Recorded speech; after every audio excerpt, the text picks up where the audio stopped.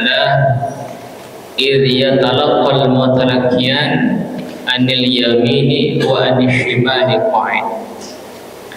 Apabila telah mencatat anil yamin wa anil shimal, dari sisi kanan dan sisi kiri qa'id, ada yang nungguin. Ma yalfitu min qawlin illa ladaihi raqibun atid. Tiada daripada pembicaraan kecuali di sisinya ada malaikat raqib dan atid.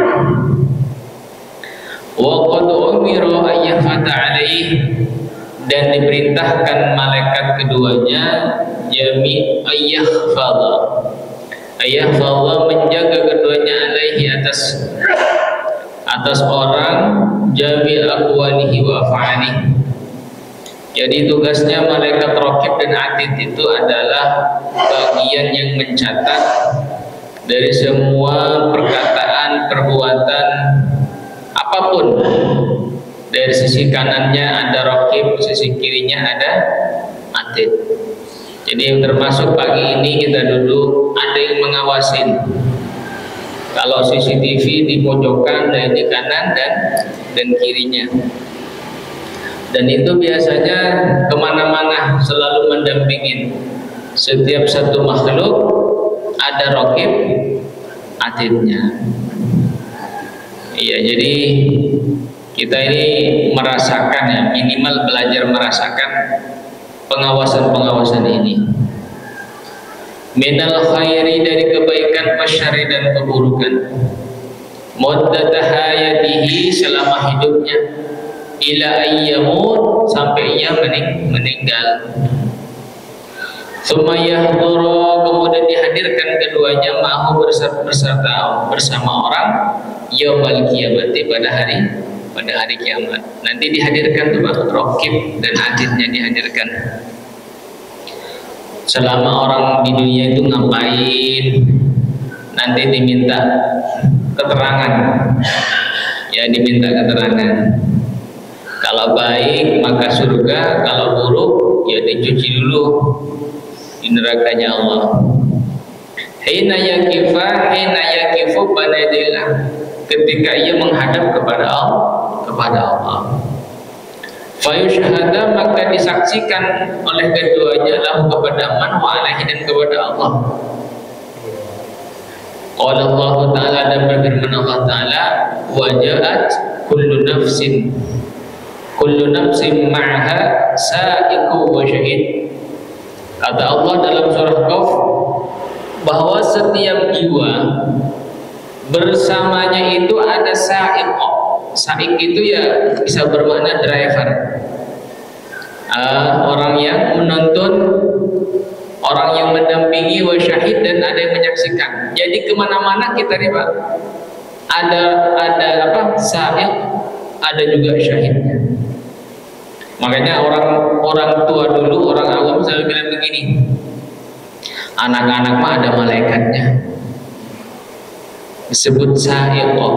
Makanya kadang-kadang anak-anak itu ya jatuh dari ranjang tinggi zaman dulu Pak, ya, di panjang tinggi itu ya bangun biasa aja, kagak ada yang benyok, nggak ada sa'iqnya Pak, ya. Artinya semuanya di dalam pengawasan. Yang hakikatnya yang mengawasi itu adalah Allah Subhanahu wa Ta'ala. Ada yang bertanya begini, emang Allah perlu malaikat? Karena Allah mampu untuk segala-galanya. Idza arada syai'an ayyaqula lahu kun fayakun. Allah pengen jadi, tapi kenapa ada malaikat ini, malaikat itu, dan sebagainya. Ya umpama presiden kira-kira Pak, ada wakil presiden, ada menteri, ada wakil menteri. Apakah semua dilaksanakan presiden mampu? Ya presiden tinggal ketuk palu, selesai urusan rakyat.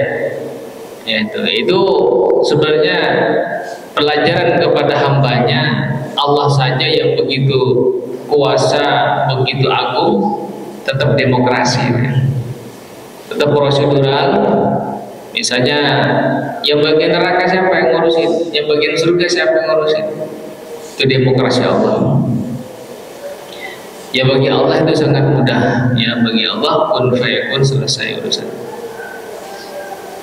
Wa 'alal abi wal wali idza qadawat tifal, atas bapak dan walinya apabila mencapai atau balighh, ya anak-anak, ayyujaddida, memperbaharui keduanya, alaihi atas tifal, at-tadzkirah, mengingatkan, bi'ulumil imani, dengan ilmu-ilmu keimanan.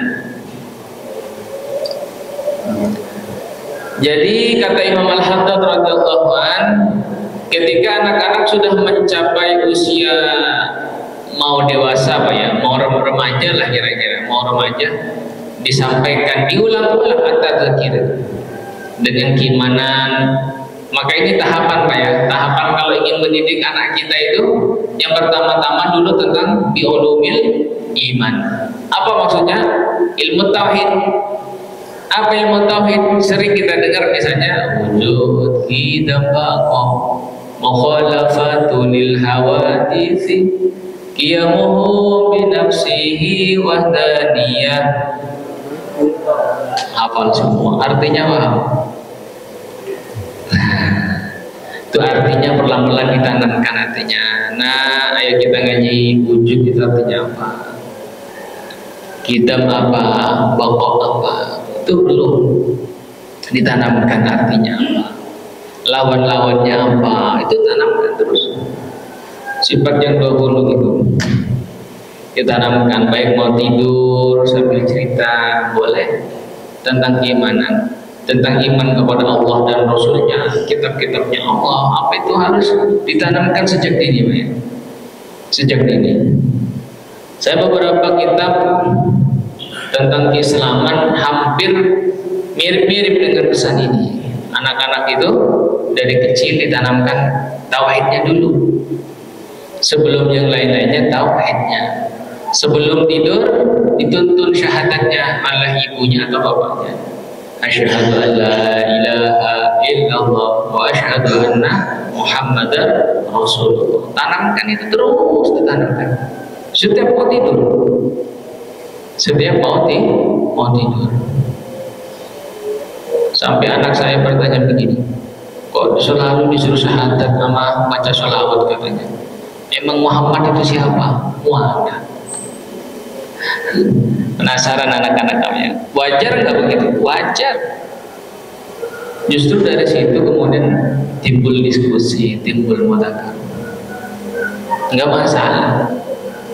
Enggak masalah, dan semuanya ada jawabannya. Seperti itu. Jadi at-tadzkir bi'ulumil iman. Terus wa ilmal amri, dan ilmu perintah, wan nahyi, dan larangan. Atau wa'allamal amrah wan nahyi, boleh saja. Masa remaja itu ya ditanamkan apa perintahnya Allah, apa larangannya Allah. Penting itu, penting. Sehingga mana sholat, mana fardu, mana sunnah, mana makruh ditanamkan dari sejak ini. Seolah-olah kalau nggak sholat itu ada beban, kan jelas dipahami sholat adalah fardu. Jangan sampai perintah PR gurunya seolah-olah wajib, giliran sholatnya seolah-olah sunnah. Orang tua sering mengingatkan, nah besok ada PR apa? Ya giliran subuhnya tenang-tenang saja. Ya orang tuanya juga jangan-jangan juga belum tahu perintah dan larangannya. Gitu Pak ya. Ingka nakut sabuk alaihim at-ta'rif, apabila telah didahulukan alaihim atas mereka at-ta'rif, definisi atau pengertian, lidzalika, dengan itu, wa tadhkir, dan diingatkan bihi, dengannya, Qablal bulu, sebelum balik.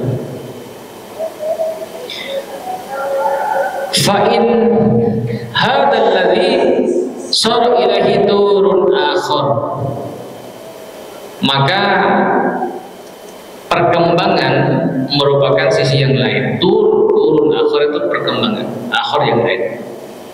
Jadi setelah diingatkan tentang ilmu keimanan, ilmu larangan dan ilmu perintah dan larangan, juga didefinisikan.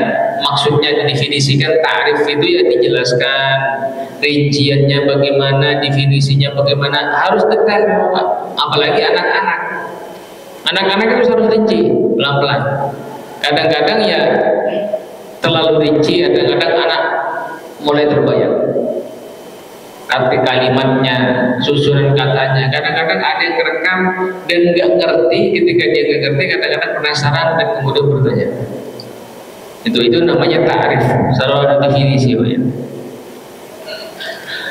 Sebagian ulama mengatakan proses itu akan kelihatan minimalnya 5 tahun setelahnya. Ada juga yang mengatakan setelah 10 tahun. Ada mengatakan 15 sampai 20 tahun baru kelihatan hasil prosesnya. Ya namanya tanaman Bapak, ada yang semalam tumbuh tapi sehari juga rusak. Namanya toge. Toge itu ditanam sehari, tumbuh semalam, tapi cepat layunya. Ada advokat misalnya cangkokan sekarang 3 tahun berbuah, namanya juga cangkokan Pak, hasilnya nggak maksimal. Tetap sistem kawin yang paling bagus dulu ya, yang proses alami. Ada yang 7 tahun pohon sengon bisa dipanen. Ada namanya pohon jati, sejatinya pohon kata orang Jawa. Puluhan tahun, ratusan tahun bahkan Pak, tapi kualitasnya mahal luar biasa. Dan kita kadang-kadang hari ini tanaman sama, mohon maaf Pak ya, kita bagaimana mensinergikan proses di rumah sama di sekolah. Sekolah itu hanya sifatnya membantu. Sekolah itu Pak ya, bagaimana melengkapinya? Yang paling pokok madrasah pertama itu adalah orang tua di rumah. Madrasah pertama itu adalah orang tua. Nah kadang-kadang di rumah 100% hanya ngurusin perutnya bocah, isi kepala sama hatinya kadang-kadang jarang diperhatikan. Dari saking stresnya di rumah, lempar ke pesantren atau ke sekolah. 3 tahun kok anak saya masih begini ya? Yang disalahkan sekolahnya. Yang merasa guru gampang balikinnya. Emang pas waktu bikinnya kayak gimana Bapak? Balikin aja udah. Pas waktu bikinnya bagaimana? Kadang-kadang hari ini kan fenomenanya begitu Pak ya. Nah ini penting diperhatikan bahwa pokoknya itu di rumah, di sekolah itu hanya sifatnya membantu. Ya kan Pak, kalau setiap hari sampai anak tumbuh umur 9 tahun, 15 tahun menyaksikan orang tuanya rajin sholatnya, rajin pegang Qur'annya, rajin pegang kitab dan baca bukunya, ya mudah-mudahan umur berapa, di usia berapa anak ingatan uswah daripada orang tuanya. Itu hari ini sudah mulai kehilangan contoh atau uswah. Pelajaran banyak di mana-mana, pelajaran kitab, pelajaran nulis, gampang ditemukan apa ya? Tapi uswatun hasanah hari ini kehilangan, mulai berkurang uswatun hasanah. Saya pernah berdiskusi sama hamba Allah. Hari ini kata beliau, sama orang itu jangan terlalu taklid, alias urusan sosok itu santai-santai saja. Urusan figur santai-santai saja. Maksudnya bagaimana? Ya urusan person itu, figur alias uswatun hasanah itu, ya penting kita belajar ngaji, belum ngaji urusan gurunya kayak gimana bodoh amat. Saya bilang begini, Anda kalau melihat orang tua itu pemberiannya saja atau juga melihat uswahnya? Ya melihat uswahnya, juga melihat pemberiannya. Sekarang kalau ditanya lebih jauh penting mana pemberiannya sama uswahnya? Ya dua-duanya penting ya.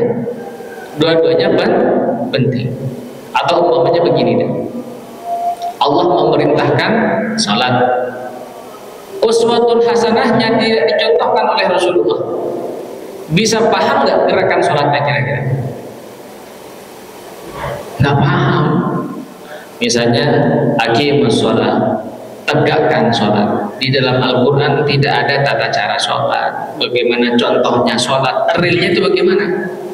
Maka dilihatnya shollu kama ra'aitumuni usolli. Sholat adalah perintah, bentuknya teoritis. Uswahnya adalah lewat sosok Rasulullah SAW. Pertanyaannya, penting mana perintah teoritis sama contoh praktis? Penting mana, Pak? Iya dua-duanya. Perintah teoritis tanpa ada praktis bisa paham nggak sholat? Nggak bisa. Jelas Pak ya? Nah ya ini. Maka kita ini apa ya? Jadilah contoh masing-masing di rumahnya, kepada keluarganya, kepada anak kita masing. Jadi contoh. Rasulullah itu nyontohin dulu baru ada sabdanya.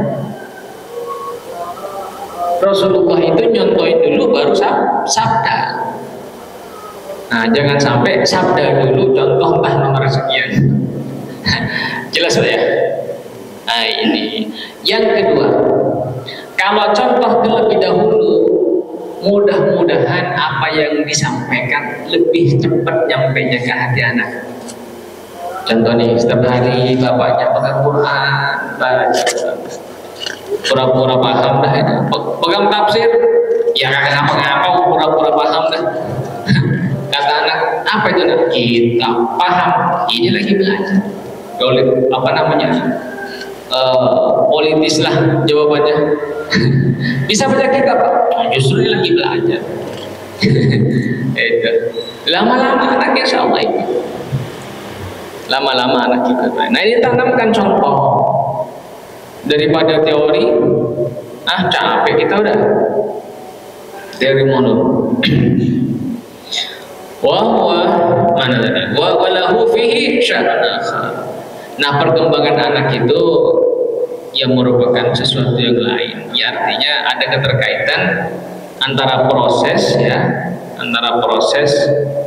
dengan uswah tadi. Kira-kira seperti itu. Wa huwa wa in kana qad balagha wa sara mukallafan wa mukhataban bi amrillah fa huwa muhtajun ma'a dzalika ila ziyadatil hafi minhuma. Kalau anak itu sudah baligh, maka dia sudah mukallaf wa mukhataban bi amrillah dan kena khitab hukum. Jadi semua perintahnya Allah sudah wajib kepadanya.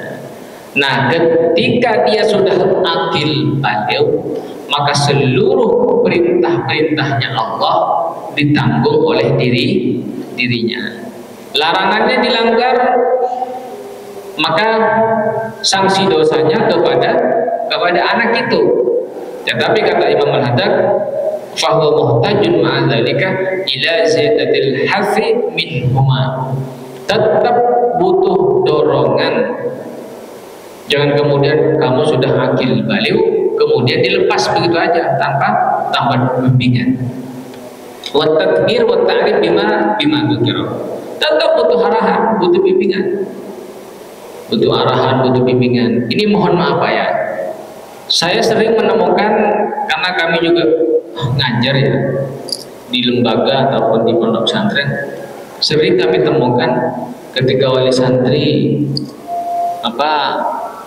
ingin memutuskan tentang pendidikan anak. Sering saya menemukan wali santrinya itu mengatakan begini, Pak Ustadz, saya ini gimana anak saya? Secara teori demokratis kalimat itu benar nggak kan?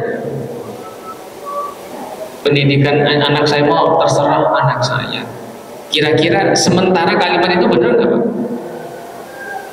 Biar dianggap orang tuanya demokratis, bijaksana. Kalau di dalam kitab Ta'lim wal Muta'allim tetap harus ada ikhtiar orang tua dan guru. Karena anak yang baru akil baligh itu belum maksimal sininya, berpikirnya juga belum maksimal.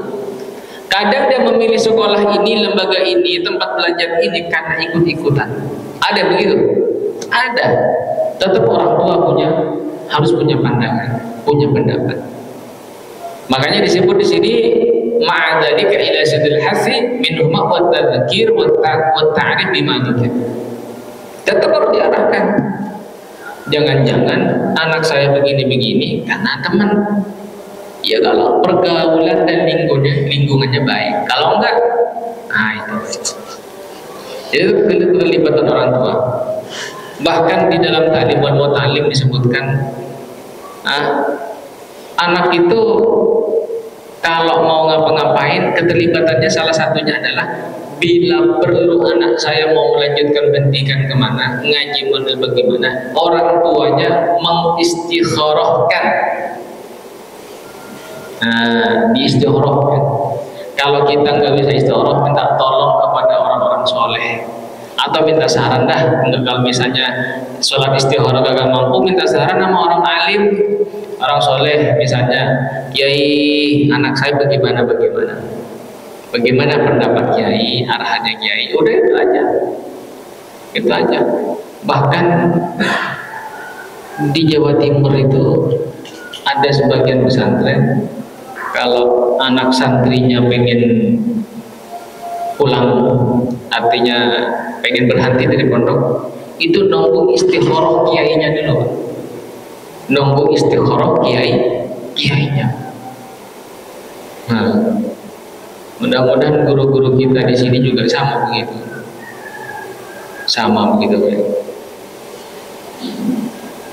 Nah, istikharahin dulu. Bahkan yang mau nikah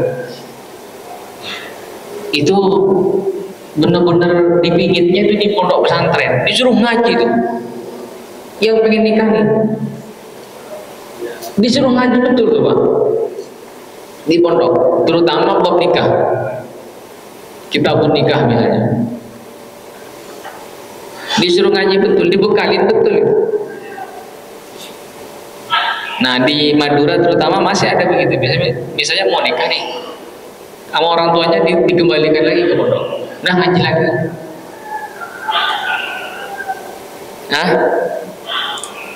Gitu Pak ya. Supaya apa? Berharap kepada Allah. Kan kalau di pesantren sholat berjamaah 5 waktunya dijaga, baca Qurannya dijaga, belajarnya ngajinya juga dijaga, zikir wiridnya dijaga. Jadi begitu akad, masya Allah, dalam keadaan persiapan maksimal. Tuh ada yang mana begitu. Jadi bapak-bapak yang pengen nikah lagi ya, silahkan pesantren lagi. Ada di kampung saya masih ada pesantren gitu Pak ya. Sallu ala Nabi Muhammad.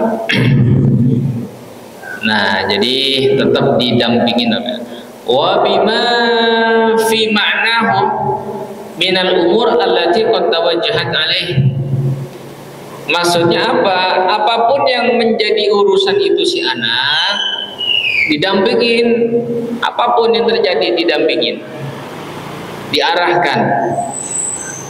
Menuju bil faraid minas sholawat wasyam, dari masalah fardu-fardu, dari sholat, dari puasa, wa tarkil maharim, dan meninggalkan yang diharamkan, minaz zina wal liwat, dari zina dan liwat. Liwat itu ya senang sama sesama sejenis, liwat. Wasyurbil khamar, dan meminum khamar. Wa akli amwalin nas, dan memakan harta-harta manusia bil batil, dengan batil. Minar riba, dan riba, wal wasab, dan wasab, wal khiyanati, dan khianat, bahwa ini dalib, dan selain itu kan berarti orang tua mestinya juga guru Pak ya. Kalau cerita fardu, sholat, puasa, mana haram, mana halal, tentang hak orang, yang mesti dimakan dan yang nggak boleh dimakan, dari riba, wasab, khianat. Ya mestinya orang tua ya guru mestinya. Ya, orang tua itu mestinya guru, maksudnya guru kepada keluarganya masing-masing, ya juga orang tua, Pak. Mestinya, Pak ya. Ini kadang-kadang mohon maaf ini kebelet pengen nikah. Persiapan buat ngebimbing rumah tangga kadang-kadang belum ada ilmunya. Saya sering kedatangan hamba Allah, begitu habis nikah, masya Allah ceritanya sedih. Istri saya, Pak Ustadz, nanya tentang haid saja saya kagak paham. Nanya tentang haid kagak paham, jawabannya bagaimana? Dari dulu kadang-kadang tong ngaji dong, kagak mau ngaji. Giliran baru nikah 3 minggu datang, Ustaz, istri saya nanya soal haid saya kagak paham bagaimana. Kebelet doang, urusannya mah urusan rudal. Ilmunya rudal, masya Allah.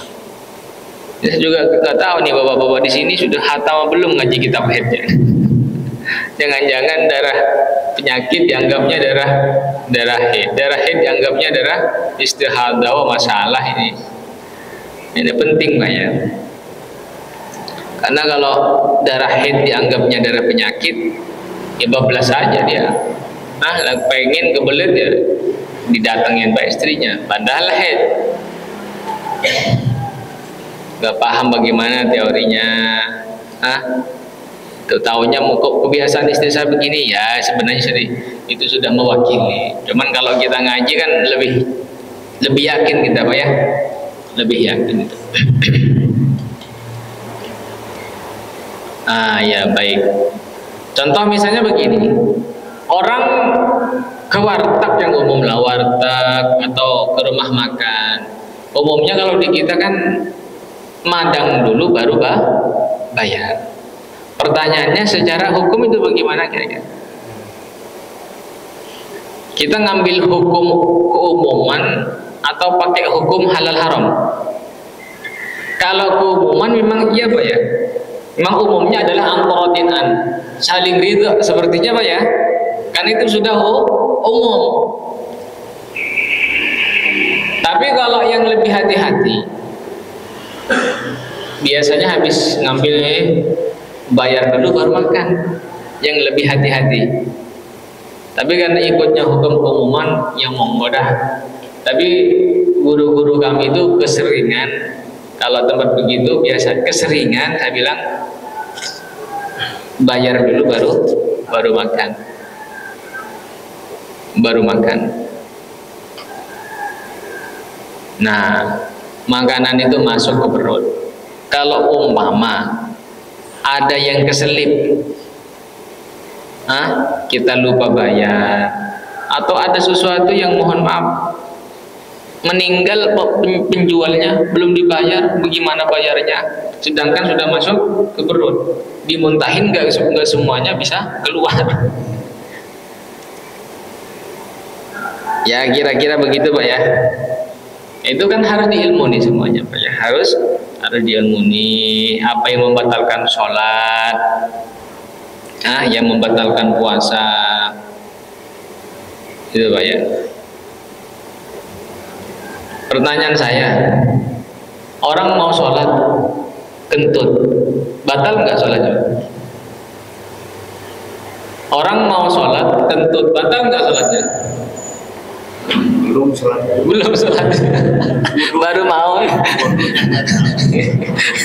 Iya, itu.